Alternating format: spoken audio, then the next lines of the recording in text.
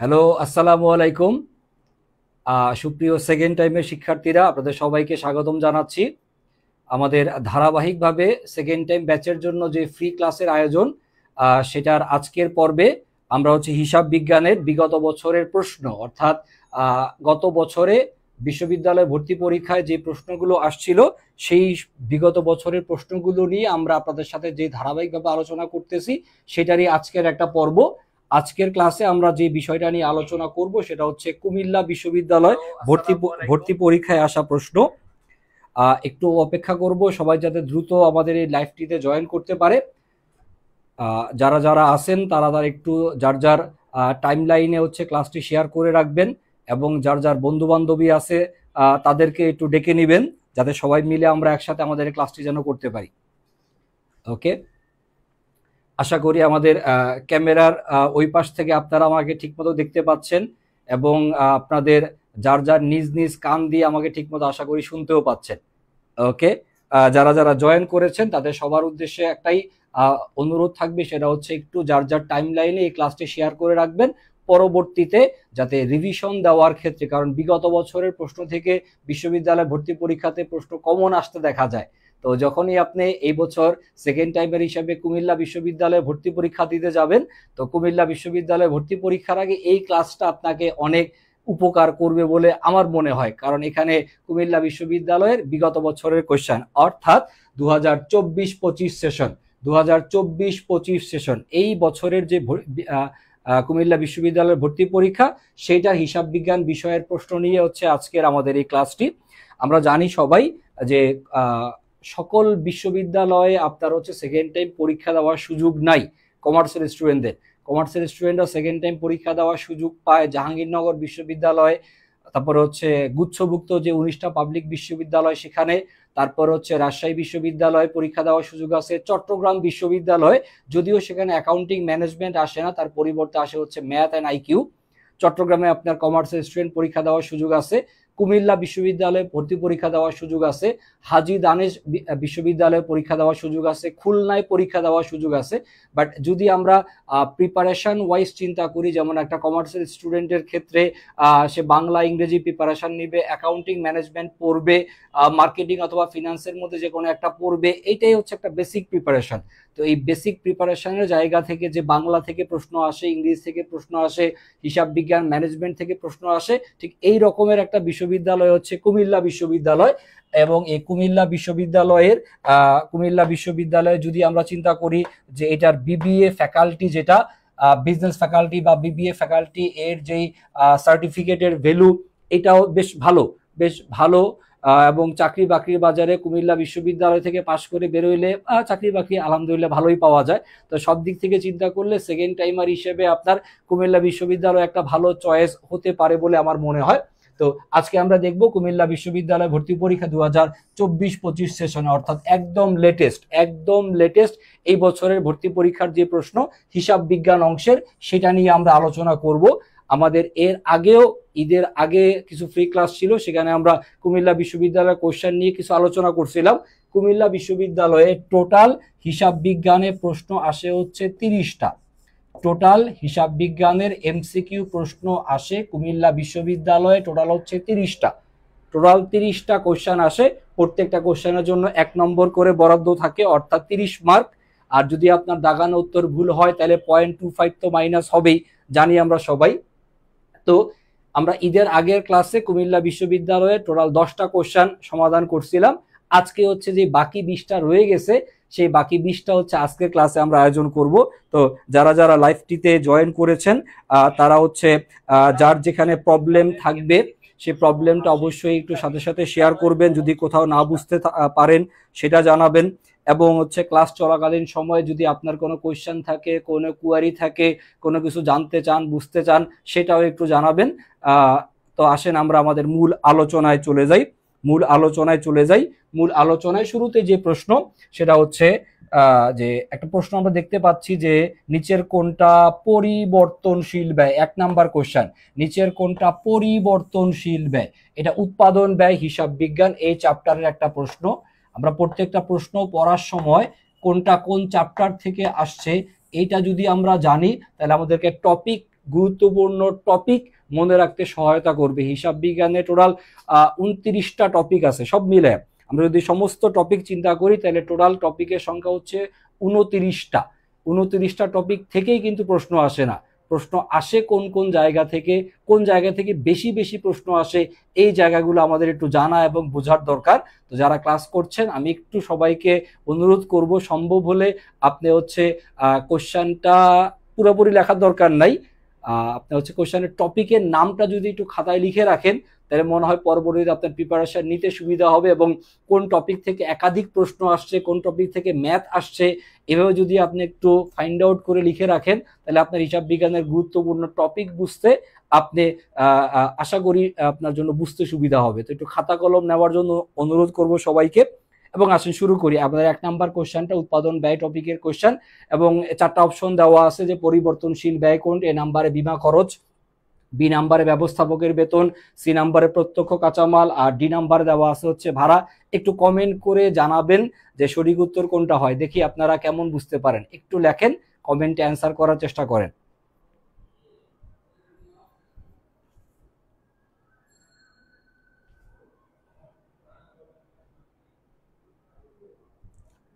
ওকে, পরিবর্তনশীল ব্যয় উৎপাদন ব্যয় টপিকের প্রশ্ন। তো পরিবর্তনশীল ব্যয়ের মূল বক্তব্য যেটা, সেটা হচ্ছে উৎপাদনের সাথে সাথে যে ব্যয়ের পরিমাণটা বৃদ্ধি পায় সেটাকে বলা হচ্ছে পরিবর্তনশীল ব্যয়।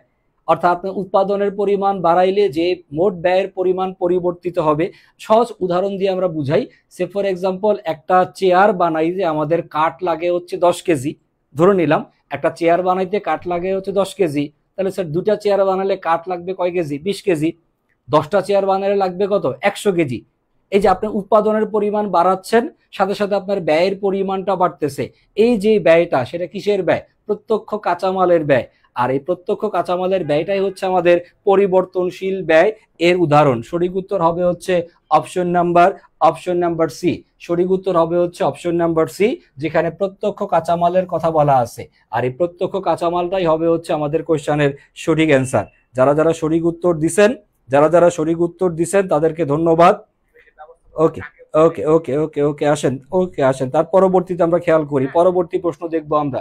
তার পরবর্তী প্রশ্ন, নেক্সট কোশ্চেন, এটা উৎপাদন ব্যয়ের কোশ্চেন ছিল। আমরা নেক্সট কোশ্চেনে যদি যাওয়ার চেষ্টা করি, নেক্সট কোশ্চেন এইটা খুবই সহজ একটা প্রশ্ন, খুবই সহজ একটা প্রশ্ন, খুবই কমন একটা প্রশ্ন, রেওমিল টপিক থেকে আসা প্রশ্ন। একটু লিখে রাখেন আপনার খাতায়, 2 নাম্বার কোশ্চেনটা কোন জায়গা থেকে আসছে? রেওমিল টপিকের ওই যে যোগ বিয়োগের অঙ্ক, যেটা রেওমিলের গাণিতিক সমস্যা টাইপের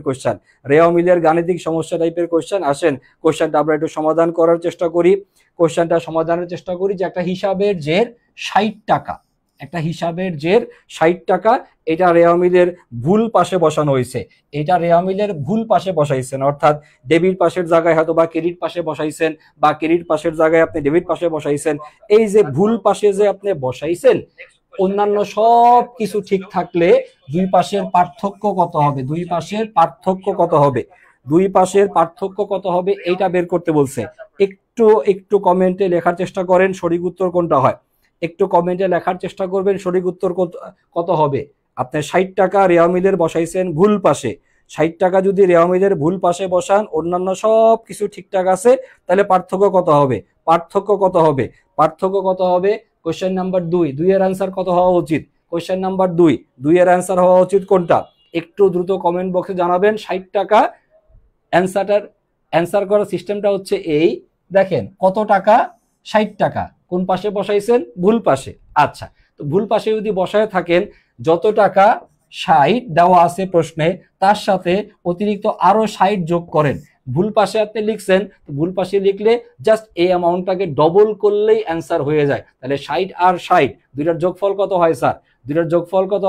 120। কোশ্চেনের অ্যান্সার হবে হচ্ছে 120 টাকা। এই রকমের অসংখ্য প্রশ্ন রেওমিল চ্যাপ্টারে আপনাদেরকে সমাধান করানো হয়েছে, এবং এই রকমের প্রশ্নগুলোই বিশ্ববিদ্যালয় ভর্তি পরীক্ষাতে আসে। এটা গত বছর কুমিল্লা বিশ্ববিদ্যালয় ভর্তি পরীক্ষায় আসছে। আশা করি এই ধরনের প্রশ্ন যারা গত বছর পরীক্ষা দিয়েছিলেন, আশা করি নিজেরা সমাধান করতে পারছেন। ওকে, আসেন পরবর্তী কোশ্চেনে যাই। পরবর্তী প্রশ্ন দেখবো আমরা। পরবর্তী প্রশ্ন, অবচয় এক প্রকার, আপনাদের সবার প্রিয় টপিক অবচয়। এটা কি? অবচয় এক প্রকারের মূল্যায়ন, নাকি অবচয় এটা ব্যয় বন্টন, নাকি এটা মূল্য নিরূপণ, নাকি নগদ জমা দান প্রক্রিয়া? এটা হচ্ছে গত বছরের কুমিল্লা বিশ্ববিদ্যালয়ের প্রশ্ন। তাহলে এটা কোন টপিক থেকে আসছে স্যার? এটা অবচয় টপিক থেকে আসছে। অবচয়ের কোন জায়গা থেকে আসছে? ম্যাথ থেকে আসেন, এটা আসছে অবচয়ের থিওরি থেকে।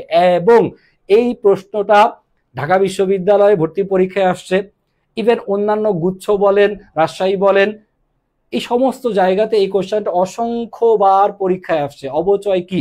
অবচয় কি? অ্যান্সার হবে হচ্ছে ব্যয়ের বন্টন। অবচয় হচ্ছে ব্যয় বন্টন প্রক্রিয়া। অবচয় হচ্ছে স্থায়ী সম্পত্তির ক্রয় মূল্যকে উহার আনুমানিক আয়ুষ্কালের মধ্যে বন্টন করে দেওয়া বা ভাগ করে দেওয়ার একটা প্রক্রিয়া বিশেষ বা পদ্ধতি বিশেষ। আমরা জানি সকলেই অবচয় ধার্য করা হয় কিসের উপর স্যার? স্থায়ী সম্পত্তির উপর। স্থায়ী সম্পত্তি যেমন যন্ত্রপাতি, আসবাবপত্র, দালান কোঠা, এগুলাকে স্থায়ী সম্পত্তি বলে। আর এই স্থায়ী সম্পত্তির ক্রয় মূল্যকে বা স্থায়ী সম্পত্তির অর্জন মূল্যকে উহার আনুমানিক আয়ুষ্কালের মধ্যে বন্টন বা ভাগ করে দেওয়ার প্রক্রিয়াকে কি বলা হয়? অবচয় বলা হয়। যেমন সরল রৈখিক পদ্ধতিতে আমরা অবচয়যোগ্য মূল্যকে আনুমানিক আয়ুষ্কাল দিয়ে ভাগ দেই, প্রত্যেক বছর অবচয়ের পরিমাণ কি থাকে? সমান থাকে। এই যে আপনি সম্পত্তির অবচয়যোগ্য মূল্যকে আনুমানিক আয়ুষ্কালের মধ্যে বন্টন বা ভাগ করে দিলেন, এইটাকে কি বলা হয়? অবচয়। আর অবচয় ধার্য করা হয় কিসের উপর? স্থায়ী সম্পত্তির উপর। একটু মনে রাখার চেষ্টা করবেন কয়েকটা বিষয়। সেটা হচ্ছে তাহলে স্যার অবলোপন ধার্য করা হবে কিসের উপর? অবলোপন ধার্য করা হবে কিসের উপর? আরো একটা টার্ম আছে যার নাম হচ্ছে অবক্ষয়, অথবা বলা যেতে পারে হচ্ছে শূন্যীকরণ। এইটা ধার্য করা হয় কিসের উপর? আমরা জানলাম যে অবচয় ধার্য করা হয় কোন ধরনের সম্পত্তির উপর? স্থায়ী সম্পত্তির উপর। অবচয় ধার্য করা হবে কার উপর? স্থায়ী সম্পত্তি। তাহলে স্যার অবলোপন ধার্য করা হবে কার উপর? অবলোপন ধার্য করা হবে হচ্ছে অস্পর্শনীয় সম্পত্তির উপর। অস্পর্শনীয় সম্পত্তি, অস্পর্শনীয় সম্পত্তির উপর ধার্য করা হয় কি? অবলোপন। অস্পর্শনীয় সম্পত্তির নামগুলা মনে থাকার কথা আমাদের। অস্পর্শনীয় সম্পত্তির উদাহরণ কি বলতে পারি আমরা? সুনাম বলতে পারি। অস্পর্শনীয় সম্পত্তি এর উদাহরণ বলা যেতে পারে হচ্ছে প্যাটেন্ট। প্যাটেন্ট এর উদাহরণ বলা যেতে পারে হচ্ছে কপিরাইট। কপিরাইট বলা যেতে পারে অস্পর্শনীয় সম্পত্তির উদাহরণ। এর উদাহরণ বলা যেতে পারে হচ্ছে ট্রেডমার্ক অর্থাৎ ব্যবসায়িক চিহ্ন। এই উদাহরণ বলা যেতে পারে হচ্ছে ফ্র্যাঞ্চাইজ। এই সবগুলাকেই বলা হয় হচ্ছে কি? এগুলা সবই হচ্ছে অস্পর্শনীয় সম্পত্তি। খেয়াল করি স্যার, অস্পর্শনীয় সম্পত্তির উদাহরণগুলো কি? গুরুত্বপূর্ণগুলো লিখছি: সুনাম, প্যাটেন্ট, কপিরাইট বা গ্রন্থসত্ব, ট্রেডমার্ক বা ব্যবসায়িক চিহ্ন, ট্রেড নেম বা ব্যবসায়ের নাম বলা যেতে পারে, তারপরে লাইসেন্স, তারপর হচ্ছে ফ্র্যাঞ্চাইজ। এগুলাকে বলা হয় হচ্ছে অস্পর্শনীয় সম্পত্তি। আর অস্পর্শনীয় সম্পত্তির ব্যয় বন্টন প্রক্রিয়াটার নাম কি স্যার? অবলোপন, জানি আমরা সকলেই। তারপর এই যে যুব সমাজের অবক্ষয়, শূন্যীকরণ, অবক্ষয় বা শূন্যীকরণ, এইটা ধার্য করা হয় যে সম্পত্তি, সেগুলাকে বলা হয় হচ্ছে প্রাকৃতিক সম্পত্তি, বা যার অন্য নাম হচ্ছে ক্ষয়িষ্ণু সম্পত্তি। প্রাকৃতিক সম্পত্তি বা ক্ষয়িষ্ণু সম্পত্তি যেমন কয়লার খনি, গ্যাস খনি, গাছের কাণ্ড বা গাছের গুড়ি, যেগুলো প্রকৃতিতে পাওয়া যায়, এগুলাকে কি বলা হয়? এগুলাকে বলা হয় প্রাকৃতিক সম্পত্তি। আর প্রাকৃতিক সম্পত্তির ব্যয় বন্টন প্রক্রিয়াকে কি বলা হবে স্যার? অবক্ষয় বা শূন্যীকরণ বলা যেতে পারে। তাহলে আমরা শিখলাম অবচয় ধার্য করা হয় কি? স্থায়ী সম্পত্তির উপর। অবচয় কোন ধরনের প্রক্রিয়া? অবচয় হচ্ছে ব্যয় বন্টন করার প্রক্রিয়া। আরো আমরা শিখলাম অবলোপন ধার্য করা হবে কার উপর? অস্পর্শনীয় সম্পত্তি। অবক্ষয় ধার্য করা হবে কার উপর? প্রাকৃতিক সম্পত্তি বা ক্ষয়িষ্ণু সম্পত্তি। আমরা আরো শিখে নিলাম সুনাম, প্যাটেন্ট, কপিরাইট বা গ্রন্থসত্ব, ট্রেডমার্ক বা ব্যবসায়িক চিহ্ন, ট্রেড নেম বা ব্যবসায়ের নাম, লাইসেন্স, ফ্র্যাঞ্চাইজ, এগুলো কি? অস্পর্শনীয় সম্পত্তি। নামগুলো একটু বারবার শুনে মুখস্থ করে ফেলেন, প্রায় এই নাম থেকে ভর্তি পরীক্ষায় প্রশ্ন আসতে দেখা যায়। তাহলে আমরা অ্যান্সার শিখলাম অবচয় কি? ব্যয় বন্টন। তার সাথে বোনাস হিসেবে আরো কিছু জিনিস আমরা শিখে নিলাম। আসেন পরবর্তী প্রশ্নে আসি। পরবর্তী প্রশ্ন কোয়েশ্চেন নাম্বার 4। এইটা হচ্ছে কোন টপিকের প্রশ্ন? এই যে এটা হচ্ছে আমাদের কর সংক্রান্ত প্রশ্ন। কর ও কমিশন, কর ও কমিশনের সংক্রান্ত কিছু অঙ্ক আমরা ক্লাসে আমরা শিখি, যে কর পূর্ব মুনাফা বের করা, কর পরবর্তী মুনাফা বা নিট লাভ নির্ণয় করা, এই সংক্রান্ত একটা প্রশ্ন। একটা ফার্মের নিট মুনাফা অর্থাৎ নিট লাভ দেওয়া আছে 6,000, কর ধার্য করতে বলছে আপনাকে 40%। আপনাকে প্রশ্নে বের করতে হবে হচ্ছে কর পূর্ব মুনাফা, কর দেওয়ার আগের মুনাফা কত হবে। একটু আমি কোশ্চেনটা সমাধান করছি, আপনারাও সম্ভব হলে আমার সাথে সাথে যদি আপনার হাতের কাছে খাতা কলম থাকে একটু যদি সমাধানটা করে নেন তাহলে মনে হয় সুবিধা হবে। কর পূর্ব মুনাফা, কর পূর্ব মুনাফা, এটার যদি আমরা সূত্র লেখার চেষ্টা করি, একটু মনে করার চেষ্টা করেন। সূত্রটা হচ্ছে এই যে নিট মুনাফা ডিভাইডেড বাই 1 মাইনাস কর হার, নিট মুনাফা ডিভাইডেড বাই 1 মাইনাস কর হার। মনে পড়ছে সূত্র? আচ্ছা আসেন অঙ্কের অ্যান্সারে যাই। নিট মুনাফা এর পরিমাণ দেওয়া আছে হচ্ছে 6,000 ডিভাইডেড বাই 1 মাইনাস করের হার কত পার্সেন্ট দেওয়া, 40%। করের হার দেওয়া ছিল স্যার কত পার্সেন্ট, 40%। 40% কথার মানে কি, 40% কথার মানে হচ্ছে 40 ডিভাইডেড বাই 100, পার্সেন্টেজ মানেই 100। আর 40কে 100 দিয়ে ভাগ করলে মানে দশমিকে প্রকাশ করলে মানটা কত হবে, 0.40। এই যে যেহেতু 100-র মধ্যে দুইটা শূন্য, তার মানে 40-এর 2 ঘর আগে দশমিক বসাই দিলেই হয়। আশা করি এগুলো আপনাদের সবার মনে থাকার কথা। 40%কে দশমিকে প্রকাশ করলে কত হবে স্যার, 0.40, 0.40। এই মানটা আমরা লিখলাম 1 মাইনাস 0.40। আচ্ছা, যদি বুঝতে পেরে থাকি পরবর্তী লাইনে যাই। উপরে লিখলাম হচ্ছে 6,000, 1 থেকে 0.40, 1 থেকে 0.40 বিয়োগ করলে কত হবে মান, 0.60, 0.60। এবার 6,000কে 0.60 দ্বারা ভাগ করবেন, 6,000কে 0.60 দ্বারা ভাগ, কত হবে স্যার মান, কত হবে মান, কত হবে মান? সঠিক উত্তর হবে হচ্ছে অপশন নাম্বার ডি, সঠিক উত্তর হবে হচ্ছে 10,000 টাকা। সঠিক উত্তর হবে হচ্ছে 10,000 টাকা হবে হচ্ছে আপনার কর পূর্ব মুনাফা। এবার অনেকের প্রবলেম মনে হইতে পারে, স্যার এই 6,000কে 0.06 দিয়ে ভাগটা করলেন কিভাবে, ক্যালকুলেটর তো ব্যবহার করা হবে না, তো ক্যালকুলেটর ছাড়া ভাগটা হবে কেমনে? হবে এইভাবে, একটু মনোযোগ দিয়ে যদি আপনি বোর্ডে খেয়াল করেন। এই যে দেখেন স্যার, যে দশমিকটা, দশমিকের পরে শূন্য আছে, সরি দশমিকের পরে ঘর আছে কয়টা, 2টা। আর দশমিকের আগে শূন্যের তো কোনো দাম নাই, এ তো হলো যে বেদামি জিনিস, কোনো দাম নাই এর। দশমিকের পরে ঘর কয়টা, 2টা। তাইলে দশমিকটাকে উঠাইতে হলে, দশমিকটাকে সরাইতে হলে, দশমিকটাকে মুছে দিতে হলে দশমিকের পরে যত ঘর উপরের মানের সাথে ঠিক ততটা শূন্য যোগ করে দিলেই হয়। সহজ নিয়মে দশমিকের পরে 2 ঘর, তাহলে দশমিক সরাইতে হলে আপনি এটার সাথে এডিশনাল অতিরিক্ত 2টা শূন্য যুক্ত করেন। 6,000-এর সাথে আরো 2টা শূন্য আমরা দিলাম, মানে এটাকে 100 দিয়ে গুণ করলাম। 100 দিয়ে গুণ করলে যেটা হবে সেটা হচ্ছে এই যে আপনার এই যে আপনার দশমিকটার ব্যাপার স্যাপার যেটা আছে, এই দশমিকটা অটোমেটিক নাই হয়ে যাবে। আপনি যখন উপরে 2টা শূন্য বসাবেন মানে 100 দিয়ে গুণ করবেন, দশমিকটা নাই হয়ে যাবে। দশমিক নাই হয়ে গেলে এবার কাটাকাটি করেন, কাটাকাটি করেন, 60 আর 60 কাটাকাটি করলে কত হইলো, 1। আর 1-এর পরে শূন্য থাকবে কয়টা জীবিত, 1 2 3 4, 1-এর পরে 4 শূন্য, 1-এর পরে 4 শূন্য মানে হচ্ছে 10,000 টাকা। এগুলা খুবই সহজ টেকনিক, আশা করি এগুলোর সাথে আপনারা পরিচিত, আশা করি পরিচিত। তাও আমি আরেকবার দেখাই দিলাম জাস্ট আপনাদেরকে বুঝার সুবিধার্থে। আসেন পরবর্তী কোশ্চেন। ক্লাস বুঝতেছেন কিনা জানাবেন, কোথাও প্রবলেম হলে সাথে সাথে জানাবেন, কোথাও প্রবলেম হলে সাথে সাথে আমাদেরকে জানানোর চেষ্টা করবেন। ওকে ওকে, বুঝতেছেন কিনা সেটা জানাবেন, বুঝতেছেন কিনা, পড়া বুঝছেন কিনা, অঙ্করা সমাধান বুঝলেন কিনা, গাণিতিক ক্যালকুলেশনটা বুঝলেন কিনা সেটা একটু জানাবেন। ওকে আসেন পরবর্তী কোশ্চেনে যাই। Question number 5, next question number হচ্ছে 5।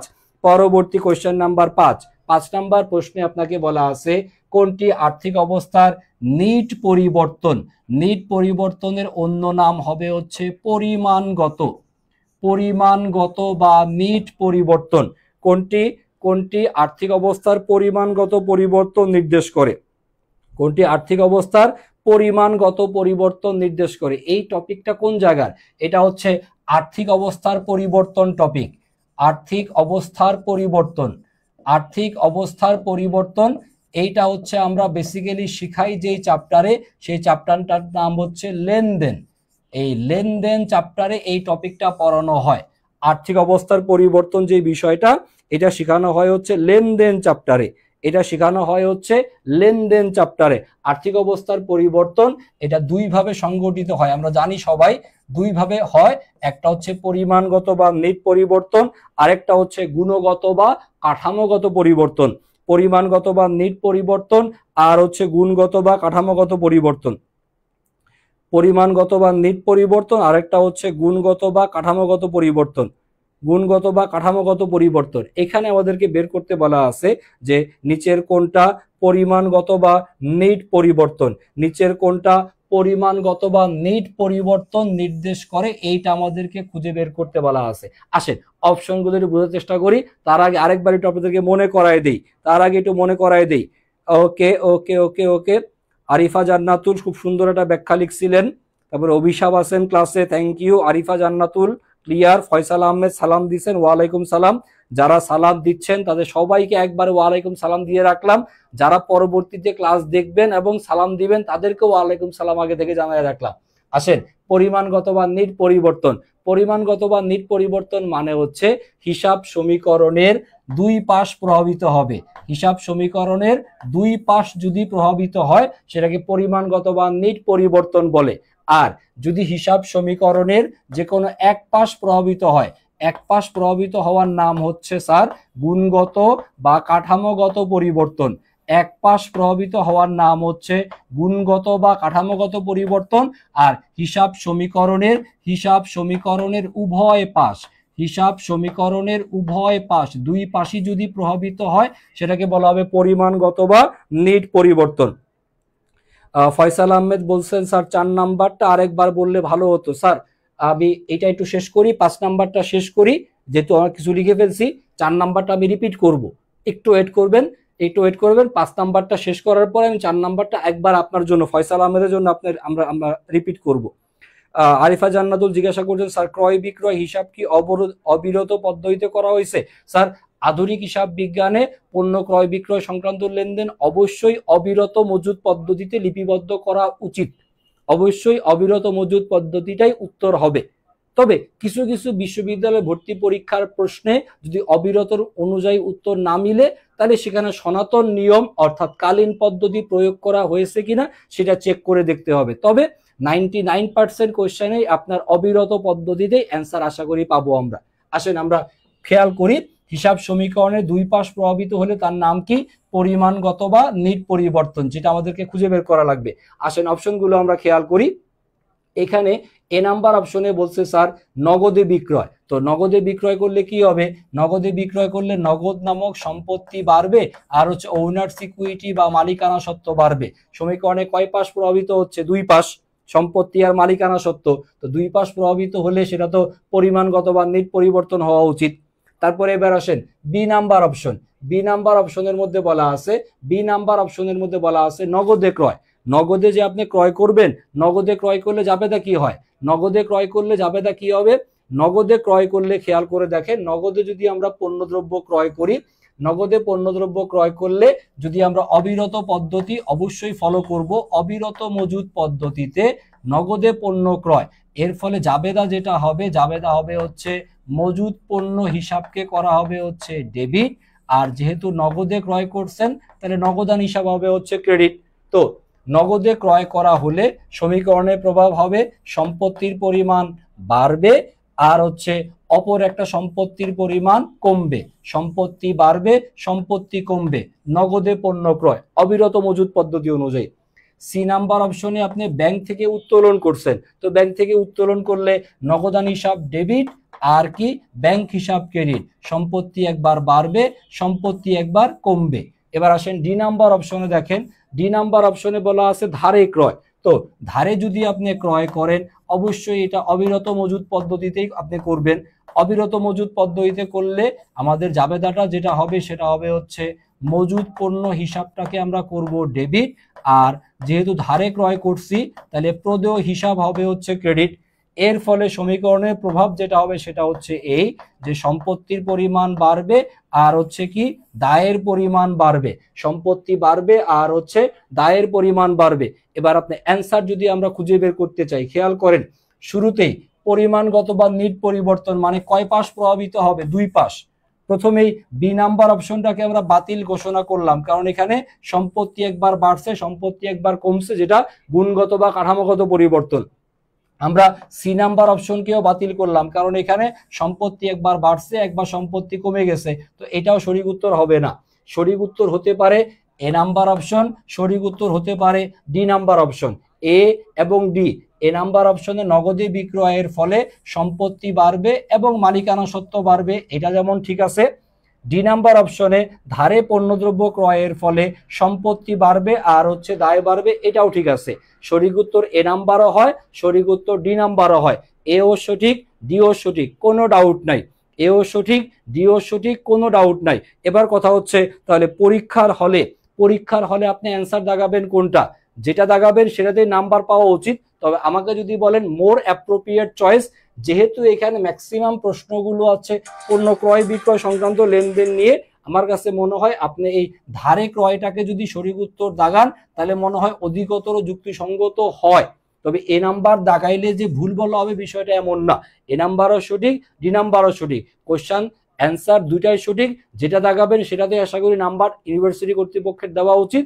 তবে একটা অপশন যদি চয়েস করতে চান, ডি নাম্বার অপশনটা দাগাইলে মনে হয় বেশি ভালো হবে। এটা একান্তই আমার ব্যক্তিগত মতামত। ওকে, একটু আমরা আগের স্লাইডে যাই।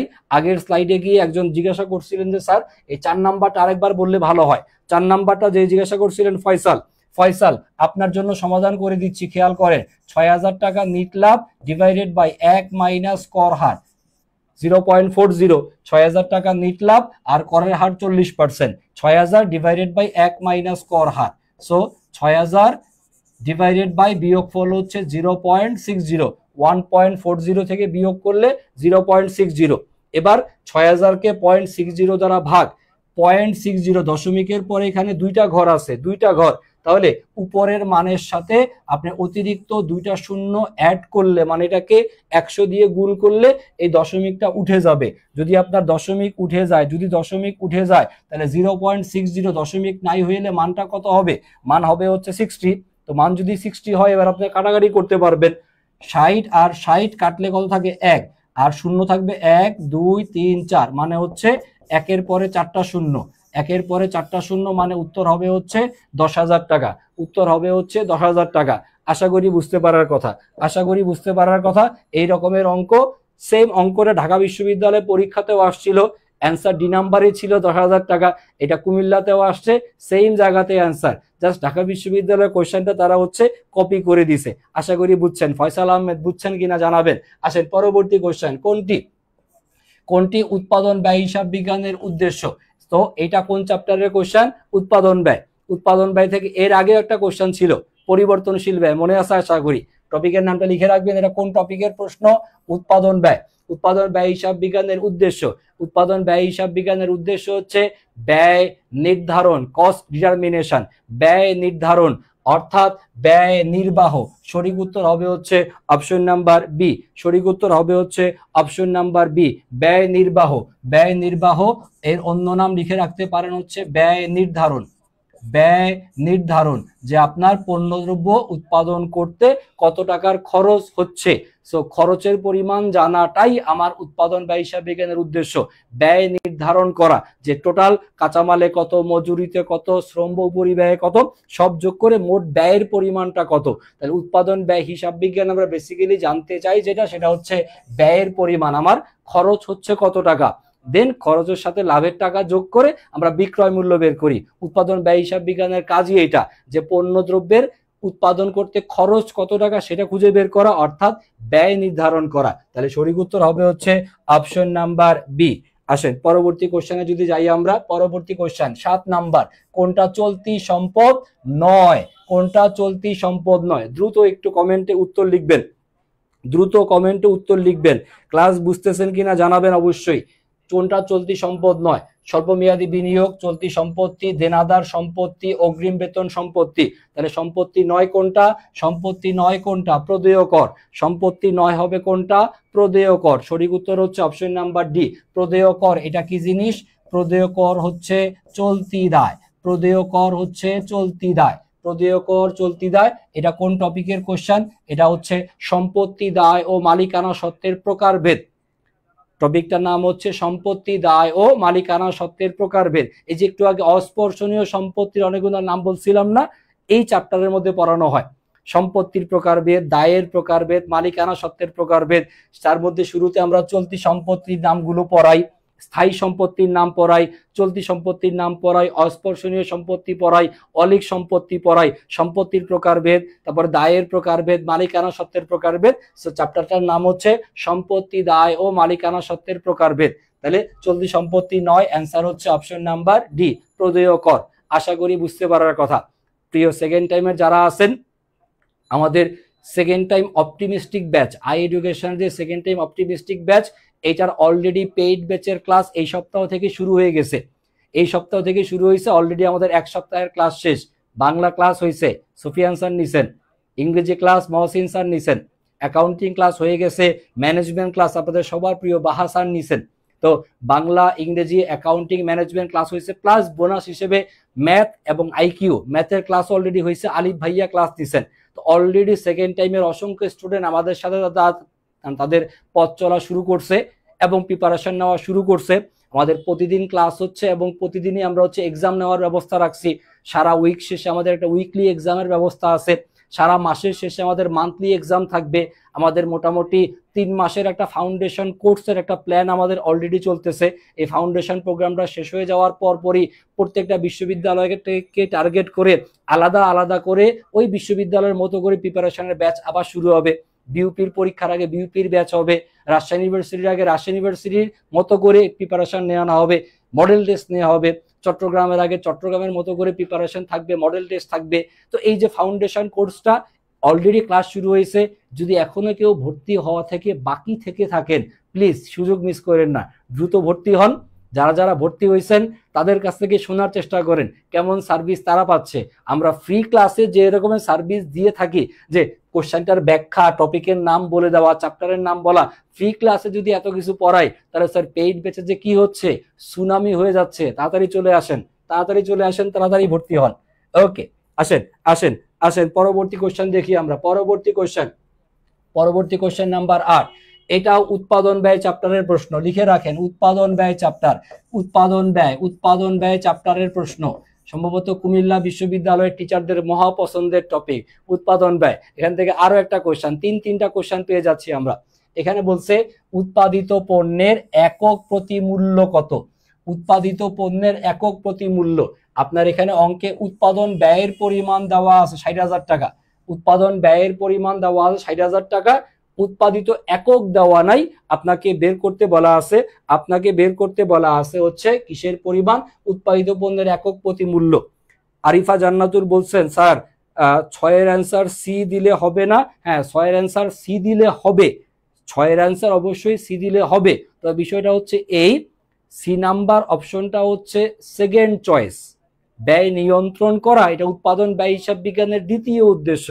প্রথম উদ্দেশ্য হচ্ছে স্যার ব্যয় নির্ধারণ বা ব্যয় নির্বাহ, ইংরেজিতে হচ্ছে কস্ট ডিটারমিনেশন। তারা ব্যয় নির্ধারণ করা, এটা হচ্ছে ফার্স্ট চয়েস। এটা যদি অপশনে না দেওয়া থাকতো তাহলে আপনি ব্যয় নিয়ন্ত্রণকে উত্তর দাগাতে পারতেন। বাট যেখানে আপনার প্রথম বউ জীবিত আছে, দ্বিতীয় বউয়ের কাছে যদি আপনি যান, মায়ের একটাও মাটিত পড়বে।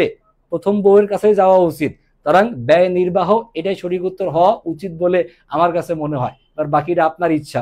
আসেন আমরা 8 নাম্বার কোশ্চেন, এখানে শুরুতে যেটা বের করব সেটা হচ্ছে উৎপাদিত একক।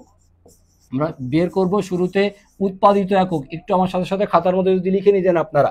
উৎপাদিত এককের ক্ষেত্রে আমরা যেটা লিখবো খেয়াল করেন, বিক্রয় একক, এর সাথে যোগ করব হচ্ছে আমরা সমাপনী মজুদের একক। বিক্রয় এককের সাথে যোগ হবে হচ্ছে সমাপনী মজুদের একক, আর মাইনাস হবে হচ্ছে প্রারম্ভিক মজুদের একক। প্রারম্ভিক মজুদের একক এটা বাদ যাবে, জাস্ট মান বসাই। খেয়াল করেন অঙ্কে বিক্রয় এককের পরিমাণ দেওয়া আছে 12,400, বিক্রয় একক বলা আছে 12,400। তারপরে সমাপনী মজুদ এই যে এখানে সমাপনী মজুদ দেওয়া আছে হচ্ছে 1600, তাহলে যোগ লিখবো হচ্ছে যোগ 1600, আর মাইনাস করবেন কাকে, প্রারম্ভিক মজুদ দেওয়া ছিল কত 2000, তাহলে মাইনাস হবে হচ্ছে 2000। তাহলে আপনার উৎপাদিত এককের পরিমাণ চলে আসবে। যোগ বিয়োগ যদি আমরা করি 12,400 আর 1600, যোগফল হবে হচ্ছে 14,000। 14,000 থেকে 2,000 বাদ দিলে আপনার আসবে কত? 12,000 একক। সঠিক উত্তর 12,000 একক না, 12,000 একক দিয়ে ভাগ করলে আসবে। তাহলে এই যে 12,000 একক যে বের করলাম, এটা কি? এটা হচ্ছে উৎপাদিত একক। এবার আপনার উৎপাদন ব্যয় ছিল কত টাকা? উৎপাদন ব্যয় অঙ্কে ছিল কত? 60,000 টাকা। এই 60,000 টাকাকে আপনি ভাগ করবেন। ভাগ করবেন কি দ্বারা? এই যে 12,000 একক, এই 12,000 একক দিয়ে ভাগ করলে অ্যান্সার চলে আসবে। আশা করি বুঝতে পারার কথা। উৎপাদন ব্যয় 60,000 টাকা, এটাকে আমাদের উৎপাদিত একক 12,000 দিয়ে ভাগ করব। 60,000-কে 12,000 দিয়ে ভাগ করেন, একটু কমেন্টে উত্তর জানান। কমেন্টে উত্তর জানান অ্যান্সার কত হয়। 60,000-কে 12 দিয়ে ভাগ করলে কত হবে? 5 টাকা। তাহলে আমাদের একক প্রতি উৎপাদন ব্যয় সঠিক উত্তর হবে হচ্ছে 5 টাকা। সঠিক উত্তর হবে হচ্ছে 5 টাকা। সঠিক উত্তর হবে হচ্ছে 5। অ্যান্সার হচ্ছে option number B. Option number B হলো সঠিক উত্তর। আশা করি বুঝতে পারছি আমরা। প্রথমে আগে আমরা উৎপাদিত এককের পরিমাণটা বের করব, তারপর এবার উৎপাদন ব্যয়কে একক দ্বারা ভাগ করলেই অঙ্কের অ্যান্সার চলে আসবে। উৎপাদন ব্যয় চ্যাপ্টারে এটা ছিল 3 নাম্বার প্রশ্ন, কুমিল্লা বিশ্ববিদ্যালয়ে পরীক্ষায় আসা। আসেন পরবর্তী কোশ্চেন। শেয়ার হোল্ডারগণ কোনটির দ্বারা আর্থিকভাবে লাভবান হয়? শেয়ার হোল্ডার লাভবান হবে। শেয়ার হোল্ডার কারা? যারা আপনার কোম্পানিতে টাকা বিনিয়োগ করছে তাদেরকে শেয়ার হোল্ডার বলা হয়। তো শেয়ার হোল্ডাররা আপনার কোম্পানিতে বিনিয়োগ করছে কিসের আশায়? শেয়ার হোল্ডার আপনার কোম্পানিতে বিনিয়োগ করছে কি পাওয়ার আশায়? লভ্যাংশ পাওয়ার আশায়। তাহলে সে লাভবান হবে কি পেলে? লভ্যাংশ পেলে। ইংরেজি নাম হচ্ছে যার ডিভিডেন্ড। লভ্যাংশ ইংরেজি হচ্ছে ডিভিডেন্ড। ডিভিডেন্ড আমরা জানি দুই ভাবে দেওয়া যেতে পারে, একটা হচ্ছে ক্যাশ ডিভিডেন্ড আর একটা হচ্ছে বোনাস শেয়ার বা স্টক ডিভিডেন্ড। শেয়ার হোল্ডার সবচাইতে বেশি খুশি হয় যে জিনিসটা পাইলে, সেটা হচ্ছে ক্যাশ ডিভিডেন্ড, মানে হচ্ছে নগদ লভ্যাংশ। নগদ লভ্যাংশ পেলে শেয়ার হোল্ডাররা সবচাইতে বেশি আর্থিকভাবে লাভবান হয়। তাহলে সঠিক উত্তর হবে হচ্ছে লভ্যাংশ। আরো স্পেসিফিক বললে কোন লভ্যাংশ? সেটা নগদ লভ্যাংশ, কারণ নগদ টাকা সবার কাছেই পছন্দনীয়। নগদ টাকার নোট দেখলে সবার কাছে আনন্দ লাগে, তো শেয়ার হোল্ডারদের কাছেও আনন্দ লাগবে কি পাইলে? নগদ লভ্যাংশ পাইলে। তাহলে সঠিক উত্তর হবে হচ্ছে নগদ লভ্যাংশ। এটা কোন টপিকের প্রশ্ন? এটা হচ্ছে লভ্যাংশ সংক্রান্ত লেনদেন, আমরা ক্লাসের মধ্যে পড়াই লভ্যাংশ সম্পর্কিত লেনদেন। এই লভ্যাংশ সম্পর্কিত লেনদেন চ্যাপ্টারের প্রশ্ন এটা, এবং এই চ্যাপ্টারটা বা এই টপিকটা হিসাব সমীকরণের সাথে একটা সম্পর্ক আছে বিধায় হিসাব সমীকরণ চ্যাপ্টারেই ম্যাক্সিমাম ক্ষেত্রে পড়ানো হয়। হিসাব সমীকরণের মধ্যে লেনদেন বিশ্লেষণ বা লেনদেনের প্রভাব, তারপর হচ্ছে নিত্য বা অবিরত মজুদ পদ্ধতি, কালীন মজুদ পদ্ধতি, আর হচ্ছে লভ্যাংশ, এই তিনটা বিষয় পড়ানো হয়। তো এইটা হিসাব সমীকরণের অন্তর্ভুক্ত, লভ্যাংশ চ্যাপ্টারের অন্তর্গত। বা অনেক অনেক প্রতিষ্ঠান এটাকে হচ্ছে যৌথ মূলধনী কোম্পানির মূলধন এই চ্যাপ্টারের সাথেও এঙ্গেজমেন্ট হিসেবে পড়ায়। যে কোনো জায়গা থেকে পড়ানো যেতে পারে। যৌথ মূলধনী কোম্পানির সাথেও এর সম্পর্ক আছে, আবার হিসাব সমীকরণের সাথেও সম্পর্ক আছে, কারণ এখান থেকে সমীকরণের প্রভাবটা বেসিক্যালি পরীক্ষাতে আসে। তো কিছু কিছু জায়গায় আপনি যৌথ মূলধনী কোম্পানির মূলধন এই চ্যাপ্টারের অন্তর্ভুক্ত হিসেবে লভ্যাংশ চ্যাপ্টারটা পেয়ে যাবেন। আবার কিছু কিছু জায়গায় হিসাব সমীকরণের অন্তর্ভুক্ত, সেখানে আপনি সমীকরণের প্রভাবটা পেয়ে যাবেন। যেখানেই পান না কেন আপনার অবশ্যই আপনার ভালো মতো পড়ে রাখা উচিত। Question number 10। কোশ্চেন নাম্বার 10, নিচের কোনটি আর্থিক বিবরণীর অংশ নয়? আর্থিক বিবরণী আমরা জানি টোটাল কয়টা? আর্থিক বিবরণী কয়টা? 4টা। আয় বিবরণী, তারপরে কি মালিকানা সত্ত্ব বিবরণী, অথবা সংরক্ষিত আয় বিবরণী, অথবা জমাকৃত মুনাফা বিবরণী। 3 নাম্বারটার নাম আর্থিক অবস্থার বিবরণী বা উদ্বৃত্তপত্র বা স্থিতিপত্র।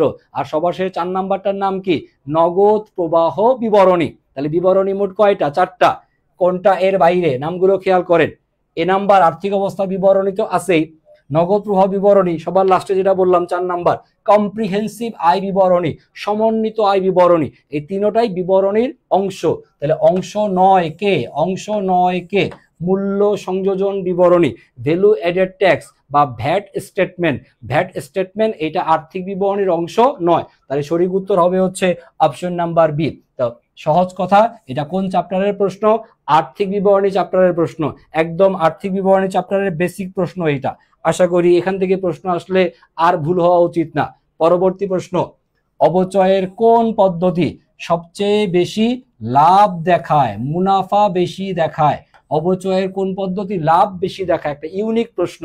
অবচয়ের থিওরি, এটা অবচয়ের থিওরি থেকে আসছে প্রশ্ন, খুবই মজার একটা প্রশ্ন, একটু আসেন সমাধান করি। এই যে অবচয়ের চারটা পদ্ধতি আমরা জানি সবাই, সরলরৈখিক পদ্ধতি, উৎপাদন একক পদ্ধতি, ক্রমহ্রাসমান আর বর্গসংখ্যার সমষ্টি পদ্ধতি। এই চারটা পদ্ধতির মধ্যে আপনার প্রথমে আগে জানার দরকার যে সম্পত্তির আনুমানিক আয়ুষ্কালের প্রথম দিকে, সম্পত্তির আনুমানিক আয়ুষ্কালের প্রথম দিকে সম্পত্তি ব্যবহারের যে সময়কাল বা আয়ুষ্কাল, সে আয়ুষ্কালের প্রথম দিকে শুরুর দিকে আপনার অবচয় কম দেখায় কোন পদ্ধতি? যেই পদ্ধতি আপনার অবচয় কম দেখাবে, আমরা জানি অবচয় কোন ধরনের হিসাব, অবচয় তো হচ্ছে একটা ব্যয় বা খরচ। তো অবচয়ের পরিমাণ কম দেখানো মানে কি স্যার? ব্যয়ের পরিমাণ কম দেখানো। আর ব্যয়ের পরিমাণ কম হইলে তো আপনার নিট লাভের পরিমাণ কি হবে? ব্যয়ের পরিমাণ কম হইলে লাভের পরিমাণ কি হবে? বেশি হবে। এই যে লাভ বাড়াইতে বলছে, লাভ বেশি দেখাইতে বলছে, লাভ যে আপনি বেশি দেখাবেন, লাভ বেশি দেখাইতে হলে আগে আপনার জানতে হবে সম্পত্তির আয়ুষ্কালের প্রথম দিকে অবচয় কম দেখায় কোন পদ্ধতি, অবচয়ের পরিমাণ, অবচয়ের অ্যামাউন্ট কম হয় কোন পদ্ধতিতে? তো সম্পত্তির আয়ুষ্কালের প্রথম দিকে চারটা পদ্ধতির মধ্যে সবচাইতে হিসাব করলে অবচয় কম দেখায় যেই পদ্ধতি, তার নাম হচ্ছে সরলরৈখিক পদ্ধতি। সরলরৈখিক পদ্ধতিতে অবচয়ের পরিমাণ কম হয়। সরলরৈখিক পদ্ধতিতে প্রত্যেক বছর অবচয়ের পরিমাণ সমান, শুরুতে যা শেষেও তা। খেয়াল করেন সম্পত্তি আয়ুষ্কালের প্রথম দিকে যা দেখাচ্ছেন অবচয়, সরলরৈখিক শেষের দিকেও কি সেম থাকতেছে। তো অন্যান্য পদ্ধতিগুলো খেয়াল করেন, ক্রমহ্রাসমান আর বর্ষ সংখ্যা, এই দুইটা পদ্ধতি ক্রমহ্রাসমান আর বর্ষ সংখ্যায় সম্পত্তির আয়ুষ্কালের শুরুর দিকে অবচয়ের পরিমাণ বেশি বেশি দেখায়, যা ক্রমান্বয়ে ধীরে ধীরে হ্রাস পেতে থাকে, তাই তার নাম কি? ক্রমহ্রাসমান। ক্রমহ্রাসমান ক্রমান্বয়ে হ্রাস পায়, শুরুতে বেশি, তারপরে ফোর্স আস্তে আস্তে আস্তে কমতে থাকে। ঠিক একই রকম ভাবে বর্ষ সংখ্যার সমষ্টি পদ্ধতি, এখানেও শুরুর দিকে অবচয়টা বেশি, যা ক্রমান্বয়ে আস্তে আস্তে কমতে থাকে। তারপরে উৎপাদন একক পদ্ধতি, আপনার উৎপাদনের পরিমাণ যত বেশি অবচয়ের পরিমাণ তত বেশি হবে। তো নতুন একটা মেশিন কিনে আনলে নতুন মেশিনটা শুরুর দিকে যে প্রোডাকশন হয়, শেষের দিকে আস্তে আস্তে তার আয়ুষ্কালটা যখন কমে আসে তখন উৎপাদনের পরিমাণটাও কি হয়? কম হয়। তার মানে নতুন মেশিন এটারও আয়ুষ্কালের শুরুর দিকে অবচয়ের পরিমাণটা কি হবে? বেশি হইতে থাকবে। তাহলে এই যে ক্রমহ্রাসমান, উৎপাদন ব্যয় আর বর্গসংখ্যা সমষ্টি, এই তিনটা পদ্ধতিতে সম্পত্তি আয়ুষ্কালের শুরুর দিকে অবচয়ের পরিমাণ কি দেখাবে? বেশি দেখাবে। তাহলে একমাত্র কম দেখাবে কে? একমাত্র অবচয় কম দেখাবে, একমাত্র অবচয় কম দেখাবে কে? সবচাইতে সহজ পদ্ধতি নাম তার সরলরৈখিক পদ্ধতি। তাহলে সরলরৈখিক পদ্ধতিতে প্রত্যেক বছর অবচয়ের পরিমাণ কি দেখাবে? কম দেখাবে। আর অবচয়ের পরিমাণ যতই আপনার কম হয় তাহলে আপনার নিট লাভের পরিমাণ কি হবে স্যার? বেশি হবে। অবচয়ের পরিমাণ কম হইলে নিট লাভের পরিমাণ কি হবে? বেশি হবে। সঠিক উত্তর হবে হচ্ছে অপশন নাম্বার ডি। সঠিক উত্তর হবে হচ্ছে অপশন নাম্বার ডি। খুব ভালো মতো মনে রাখবেন, অবচয় কম দেখায় সম্পত্তির আয়ুষ্কালের প্রথম দিকে কোন পদ্ধতি? সরলরৈখিক। আর বাকি তিনটাতে অবচয়ের পরিমাণ ধীরে ধীরে ক্রমান্বয়ে কি হতে থাকে? বাড়তে, শুরুর দিকে থাকে হচ্ছে বেশি, ক্রমান্বয়ে আস্তে আস্তে কমতে থাকে। কিন্তু সরলরৈখিকে শুরুতেও যা থাকে শেষেও তা থাকে। তাহলে অন্যগুলোর সাথে পার্থক্য করলে সরলরৈখিকে প্রথম দিকে অবচয় কম হয়, বাট অন্যগুলোতে শুরুর দিকে অবচয়ের পরিমাণ কি হয়? বেশি হয়। তাহলে অবচয় কম দেখায় কোন পদ্ধতি? সরলরৈখিক। অবচয়ের পরিমাণ কম হইলে নিট লাভের পরিমাণ বেশি হবে সরলরৈখিক পদ্ধতিতে। আশা করি বুঝতে পারার কথা। বেশ ইউনিক একটা প্রশ্ন, মজার একটা প্রশ্ন। আশা করি এই বছর পরীক্ষাতে আসলে কারো ভুল হওয়ার কথা না। আর অল্প করে কোশ্চেন দিয়ে আমরা ক্লাস শেষ করে দিব, একটু মনোযোগী হয় সবাই। কোশ্চেন নাম্বার 12 দেখেন বলা আছে যে একটা কম্পিউটার ক্রয় ভুল ক্রমে মেরামত হিসাবে পোস্টিং দেওয়া হয়েছে। খেয়াল করেন স্যার, কম্পিউটার কি জিনিস? অনেকদিন ব্যবহার করা যাবে, সম্পত্তি। আর মেরামত কোন ধরনের হিসাব? ব্যয় হিসাব বা খরচ হিসাব, ব্যয় হিসাব বা খরচ হিসাব। তাহলে খেয়াল করে দেখেন, আপনি সম্পত্তিকে কি হিসাবে লিখছেন? ব্যয় বা খরচ হিসাবে লিখছেন। সম্পত্তিকে ব্যয় বা খরচ হিসেবে লিখছেন। মূলধন জাতীয় ব্যয়কে মুনাফা জাতীয় ব্যয় হিসাবে লিখছেন। মূলধন জাতীয় ব্যয় মানে সম্পত্তি, আর মুনাফা জাতীয় ব্যয় মানে কি? ব্যয় বা খরচকে বোঝানো হচ্ছে। তাহলে মূলধন জাতীয় ব্যয়কে মুনাফা জাতীয় ব্যয় হিসাবে দেখানো, মূলধন জাতীয় ব্যয়কে মুনাফা জাতীয় ব্যয় হিসাবে দেখানো, সঠিক উত্তর কোনটা? নীতিগত ভুল। মূলধন জাতীয় ব্যয়কে মুনাফা জাতীয় ব্যয় হিসাবে দেখানো হচ্ছে স্যার নীতিগত ভুল। এটা কোন টপিকের প্রশ্ন? এটা হচ্ছে রেওমিল টপিকের প্রশ্ন। রেওমিল টপিকের প্রশ্ন। রেওমিল টপিকের মধ্যে যে সকল ভুলের কারণে রেওমিল মিলে যায় তার মধ্যে একটা হচ্ছে নীতিগত ভুল। এই নীতিগত ভুল হলে রেওমিল কিন্তু মিলে যাবে। তাহলে রেওমিল যেহেতু মিলে যায়, যে সকল ভুল রেওমিলে ধরা পড়ে না ওই জায়গা থেকে আসা প্রশ্ন। যে সকল ভুলের কারণে রেওমিল মিলে যায় সেগুলো কি কি? নীতিগত ভুল আর হচ্ছে করণিক ভুল। করণিক ভুলের মধ্যে থাকে হচ্ছে বাদ পড়ার ভুল, লেখার ভুল, পরিপূরক ভুল, সম্পূর্ণ বিপরীত দাখিলা দেওয়ার ভুল। এই ভুলগুলো হওয়ার পরেও আপনার রেওমিল কি হয় স্যার? মিলে যায়। তাহলে সঠিক উত্তর হবে হচ্ছে কোনটা? নীতিগত ভুল। মূলধন জাতীয় ব্যয়কে মুনাফা জাতীয় ব্যয় হিসেবে দেখানো হচ্ছে কি স্যার? নীতিগত ভুল। আশা করি বুঝতে পারার কথা। ওকে, আসেন পরবর্তী কোশ্চেন দেখি কি বলছে। পরবর্তী প্রশ্ন অনিশ্চিত হিসাব। অনিশ্চিত হিসাব এটাও রেওমিল টপিকের প্রশ্ন। অনিশ্চিত হিসাব থাকেই হচ্ছে রেওমিল টপিকে। রেওমিলের দুই পাশ যদি না মিলে, রেওমিলের ডেবিট ক্রেডিট যদি না মিলে, তাহলে মেলাবেন কোন হিসাবের মাধ্যমে? মেলানোর জন্য আনতে হবে কাকে? অনিশ্চিত হিসাবকে। তো প্রশ্ন হচ্ছে অনিশ্চিত হিসাবকে বন্ধ করবেন কি দিয়ে? অনিশ্চিত হিসাব কিসের জন্য আসে? ডেফিনেটলি কোনো ভুল হলে। যদি আপনার জীবনে কোনো ভুল হয় আপনি কোন হিসাব খুলবেন? অনিশ্চিত হিসাব খুলবেন। আর এই ভুল শুদ্ধ করবেন কোন দাখিলার মাধ্যমে? অবশ্যই সংশোধনী জাবেদার মাধ্যমে। অবশ্যই সংশোধনী জাবেদার মাধ্যমে। তো আপনার জীবনের ভুলটা কি হয়েছে? গত বছর চান্স পান নাই, ভালো বিশ্ববিদ্যালয়ে আসে নাই, মেধাক্রমটা একটু পিছিয়ে ছিলেন আপনি, আর এই বছর আপনি কি করতেছেন? সেই ভুলটা শুধরানোর চেষ্টা করতেছেন। মানে কোন দাখিলা দিচ্ছেন? সংশোধনী জাবেদা দিচ্ছেন। তো সংশোধনী জাবেদা কি একলা একলা দিতে পারবেন? ভালো মেন্টর তো লাগবে, ভালো একটা প্ল্যাটফর্ম তো লাগবে। আই এডুকেশনে চলে আসেন, ভর্তি চলতেছে, এখনো চলতেছে। পেইড ব্যাচের 1 সপ্তাহ হয়ে গেছে, এখনো আপনি চাইলে ভর্তি হইতে পারেন। কিন্তু আর 2 সপ্তাহ পরে, 3 সপ্তাহ পরে, 1 মাস পার হয়ে যাওয়ার পরে স্যার ভর্তি আপনি হতে পারবেন, কিন্তু অন্যরা অনেক সামনে এগিয়ে যাবে, নিজে অনেক পিছিয়ে পড়বেন। এখনো সুযোগ আছে, এখনো সুযোগ আছে। অল্প কিছু টাকা, 2,990 টাকা, 2,990, মাত্র 3,000 টাকা ফি। মাত্র 3,000 টাকা ফি দিয়ে 1 বছর ক্লাস করার সুযোগ। প্রত্যেকটা বিশ্ববিদ্যালয়ের জন্য আলাদা আলাদা করে আপনার মডেল টেস্ট দেওয়ার সুযোগ, ফাউন্ডেশনে আপনার একটা ভালো ভিত্তি গড়ে নেওয়ার সুযোগ। এই সুযোগ হাতছাড়া করা সেকেন্ড টাইমের হিসেবে এই ভুল দ্বিতীয়বার আপনার আর তো করা উচিত না। ভুল যা করার প্রথমবারে করে ফেলছেন, এখন দ্রুত ভর্তি হন। আসেন কোশ্চেন দেখি নাম্বার 14। মুনাফা অর্থাৎ আয় অর্জিত হয়েছে কিন্তু নগদে গ্রহণ করা হয় নাই। মুনাফা অর্জিত হয়েছে, নগদে গ্রহণ করা হয় নাই, মানে নগদ টাকা পাওয়া যায় নাই। নগদে না পাইলে, নগদে না গ্রহণ করলে সেটাকে কি বলা হবে? সেটাকে বলা হবে হচ্ছে বকেয়া আয়। সঠিক উত্তর হবে হচ্ছে বকেয়া আয়। সঠিক উত্তর হবে হচ্ছে বকেয়া আয়। এই একই প্রশ্ন অনেকবার আসে। অভিশাপ বলছেন, হ্যাঁ ঠিক কথা বলছেন, একই প্রশ্ন, সেম প্রশ্নই বারবার ঘুরে ফিরে আসে। ঢাকা বিশ্ববিদ্যালয়ে একবার আসে, তারপরে সেমটা গুচ্ছতে একবার আসে, কুমিল্লাতে একবার আসে, রাজশাহীতে আসে। কোনো না কোনো জায়গাতে অ্যাকাউন্টিং এর প্রশ্ন করার জায়গা স্যার খুব কম। অ্যাকাউন্টিং এ কুমিল্লা বিশ্ববিদ্যালয় 30-এ 30 পাওয়া মোটেই কোনো বিষয় না। শুধু মনোযোগ দিয়ে ক্লাসগুলো করেন, ক্লাসের মধ্যে ইনশাল্লাহ পড়া আপনার মুখস্থ হয়ে যাবে, বাসায় কষ্ট করা লাগবে না। বাসায় শুধু ইংরেজিটা ভালো মতো পড়বেন, আর অ্যাকাউন্টিং ক্লাসে ইনশাল্লাহ হয়ে যাবে। তাহলে অ্যান্সার হবে কোনটা? বকেয়া আয়। এটা কোন টপিকের প্রশ্ন স্যার? এটা কোন টপিকের? নাম লিখে রাখেন, এটা সমন্বয় দাখিলা চ্যাপ্টারের প্রশ্ন। সমন্বয় দাখিলা চ্যাপ্টারের প্রশ্ন, একদম সেম প্রশ্ন হুবহু ঢাকা বিশ্ববিদ্যালয়ে আসছে।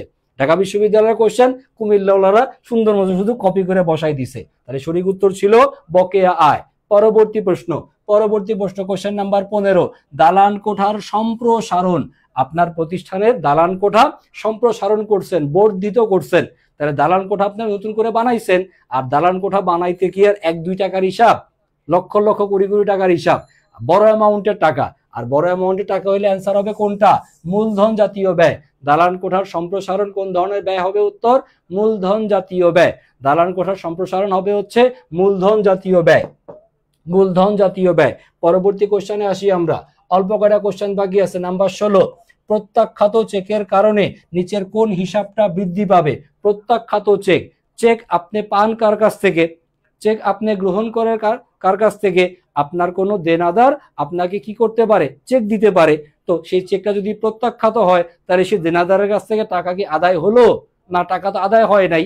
তার টাকা যদি আদায় না হয় ওই চেকটা আবার তাকে ফেরত দিব, আবার সেই দেনাদারের পরিমাণটা কি হবে, বেড়ে যাবে। তাহলে সঠিক উত্তর হবে কোনটা, অপশন নাম্বার সি, প্রাপ্য হিসাব।